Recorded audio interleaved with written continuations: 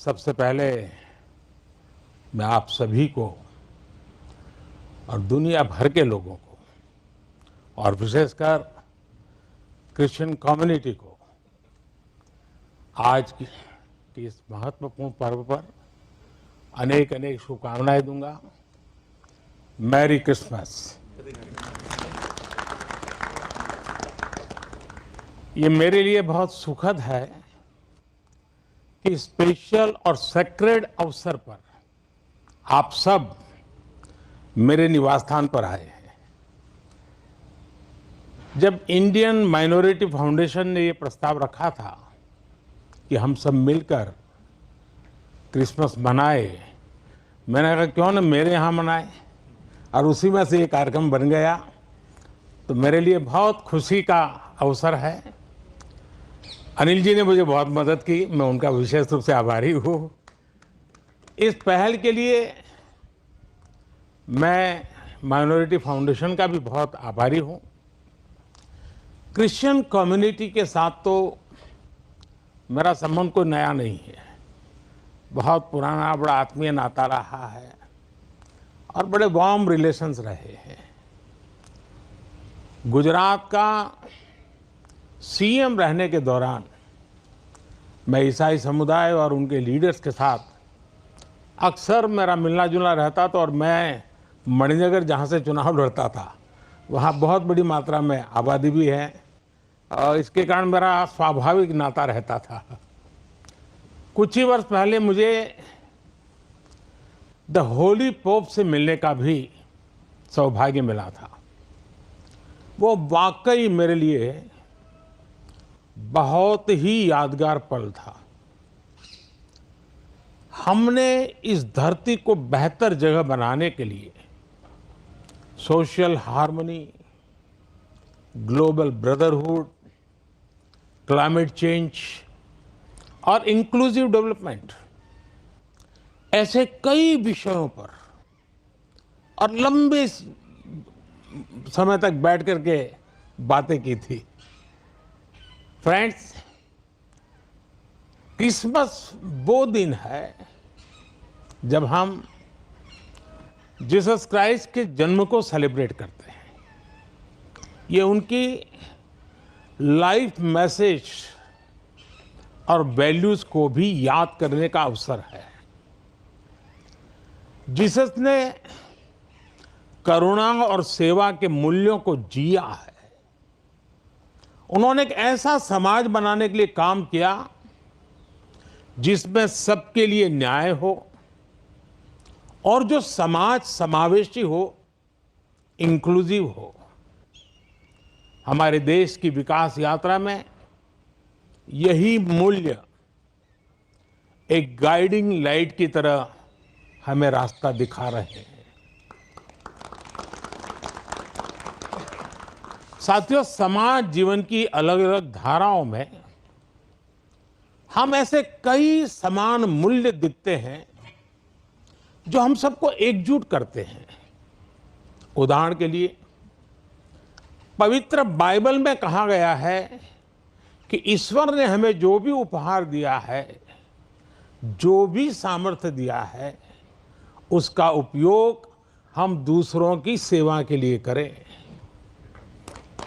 और यही तो सेवा परमो धर्म है। द होली बाइबल में सत्य को बहुत महत्व दिया गया है और कहा गया है कि सत्य ही हमें मुक्ति का मार्ग दिखाएगा। और संयोग देखिए, सभी पवित्र उपनिषदों ने भी अल्टीमेट ट्रूथ को जानने पर फोकस किया है ताकि हम स्वयं को मुक्त कर सकें। हम अपने साझा मूल्यों और हमारी साझी विरासत पर फोकस करके एक साथ आगे बढ़ सकते हैं। 21वीं सदी के आधुनिक भारत के लिए ये सहयोग, ये सामंजस्य, सबका प्रयास की ये भावना भारत को नई ऊंचाई पर ले जाएगी। साथियों, द होली पोप ने अपने एक क्रिसमस एड्रेस में ईसा मसीह से प्रार्थना की थी कि जो लोग गरीबी खत्म करने में जुटे हैं उन्हें उनका आशीर्वाद मिले। वो मानते हैं कि गरीबी व्यक्ति की गरिमा को चोट पहुंचाती है। द होली पोप के इन शब्दों में उसी भावना की झलक है जो विकास के लिए हमारे मंत्र में है। हमारा मंत्र है सबका साथ, सबका विश्वास, सबका विकास, सबका प्रयास। सरकार के तौर पर हम ये सुनिश्चित कर रहे हैं कि विकास का फायदा हर किसी तक पहुंचे और कोई इससे अछूता न रहे। ईसाई समुदाय के कई लोगों तक, विशेषकर गरीबों और वंचितों तक भी आज देश में हो रहे विकास का लाभ पहुंच रहा है। मुझे याद है जब हमने फिशरीज के लिए अलग मंत्रालय का गठन किया तो ईसाई समुदाय के बहुत सारे मछुआरे भाई बहन हमारे इस कदम की सार्वजनिक रूप से सराहना करें, मेरा भी सम्मान किया, मुझे बहुत अभिनंदन किया। साथियों, क्रिसमस के इस अवसर पर मैं देश के लिए, क्रिश्चियन कम्युनिटी के लिए एक बात जरूर योगदान करूंगा कि आपके योगदान को भारत गर्व से स्वीकार करता है। ईसाई समुदाय ने फ्रीडम मूवमेंट में महत्वपूर्ण भूमिका निभाई है। फ्रीडम स्ट्रगल में क्रिश्चियन कम्युनिटी के कई थिंकर्स और लीडर्स शामिल थे। गांधी जी ने स्वयं बताया था कि नॉन कोऑपरेशन मूवमेंट की परिकल्पना सेंट स्टीफेंस कॉलेज के प्रिंसिपल सुशील कुमार रुद्र की छत्रछाया में रची गई थी। साथियों, ईसाई समुदाय ने समाज को दिशा देने में निरंतर महत्वपूर्ण भूमिका निभाई है। समाज सेवा में क्रिश्चियन कम्युनिटी बढ़ चढ़कर हिस्सा लेती है और आपकी कम्युनिटी गरीबों और वंचितों की सेवा के लिए हमेशा आगे रहती है। एजुकेशन और हेल्थ केयर जैसे महत्वपूर्ण क्षेत्र में आज भी पूरे भारत में ईसाई समुदाय के संस्थान बहुत बड़ा योगदान दे रहे हैं। फ्रेंड्स, 2047 तक विकसित भारत बनाने का जो लक्ष्य है, इस लक्ष्य के साथ हम अपनी विकास यात्रा को तेज गति से आगे बढ़ा रहे हैं, लगातार कोशिश कर रहे हैं। इस विकास यात्रा में हमारे सबसे महत्वपूर्ण साथी अगर कोई हैं तो वो हमारे युवा है। निरंतर विकास के लिए ये बहुत आवश्यक है कि हमारे युवा फिजिकली, मेंटली और इमोशनली फिट और हेल्दी रहें।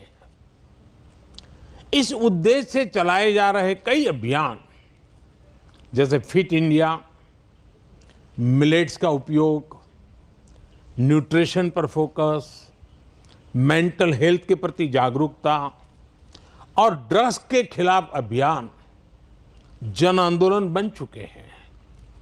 मैं क्रिश्चियन कम्युनिटी के लीडर से, विशेषकर जो एजुकेशन और हेल्थ केयर इंस्टीट्यूशन से जुड़े हैं, उनसे आग्रह करूंगा कि वो इन विषयों के प्रति लोगों को और जागरूक बनाएं।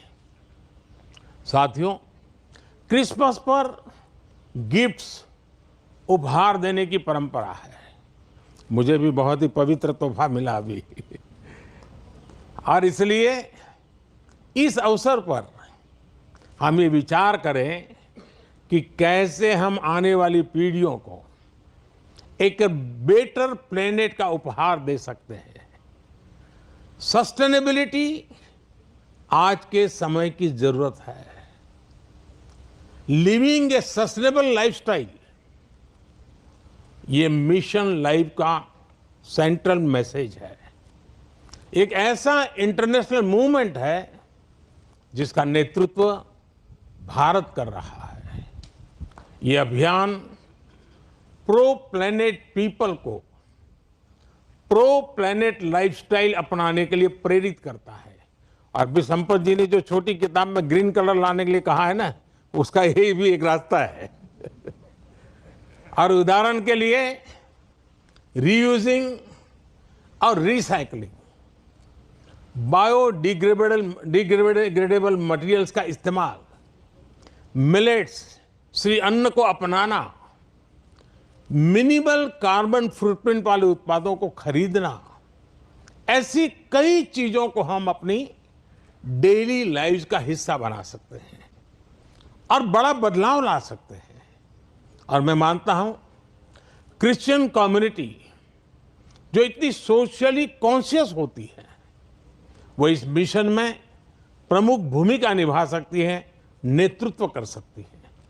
साथियों, एक विषय वोकल फॉर लोकल का भी है। जब हम स्थानीय उत्पादों को बढ़ावा देते हैं, जो हम भारत में बनी वस्तुओं के एम्बेसडर बनते हैं, तो ये भी तरह से देश सेवा ही है। वोकल फॉर लोकल के मंत्र की सफलता से देश के लाखों लाख छोटे उद्यमियों को उनका रोजगार जुड़ा है, स्वरोजगार जुड़ा है। और इसलिए मैं क्रिश्चियन कम्युनिटी के लोकल के लिए और वोकल बनने के लिए आप सबका मार्गदर्शन को मिलता रहे, ये मैं जरूर आग्रह करूंगा। साथियों, एक बार फिर हम कामना करते हैं कि फेस्टिव सीजन हम एक राष्ट्र के रूप में और मजबूत करें, सभी देशवासियों को और करीब लाएं। ये त्योहार हमारी डाइवर्सिटी में हमें एकजुट रखने वाली बॉन्डिंग को मजबूत करें। आप सबको मेरी तरफ से फिर से बहुत बहुत शुभकामनाएं हैं। और आप सब समय निकाल करके आए और आप मुंबई से स्पेशली उस आयु में भी दौड़ करके आए।